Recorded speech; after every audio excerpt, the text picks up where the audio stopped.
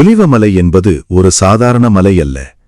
பழைய ஏற்பாட்டில் சகரியா 14:4 மெசியா மீண்டும் வரும் இடமாக இதே மலை குறிப்பிடப்பட்டுள்ளது. அதிசயமாக இயேசு அங்கேதான் விண்ணேறினார். அதாவது அவர் சென்ற இடமே அவர் மீண்டும் வரும் இடமாகவே வேதாகமம் முன்பே சொல்லியுள்ளது. இது தேவனின் திட்டம் மிகவும் துல்லியமானது என்பதை காட்டுகிறது. மேலும் யாத்திராகமம் 13:21 மேகம் என்பது தேவனின் சந்நிதியை குறிக்கிறது.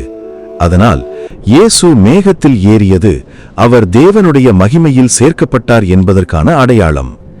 இந்த உண்மைகள் என்ன சொல்லுகிறது? நீங்கள் பார்க்கும் நிகழ்வுகள் சாதாரணமாக தோன்றினாலும் தேவன் பின்னால் ஒரு பெரிய திட்டத்தை நடத்துகிறார். நீங்கள் இருக்கும் இடத்திலிருந்தே அவர் உன்னை பயன்படுத்த ஆரம்பிக்கிறார். மேலும் இதுபோன்ற வேதாகம கதைகளை பார்க்க லைக், ஷேர், சப்ஸ்கிரைப் செய்ய மறக்காதீர்கள்.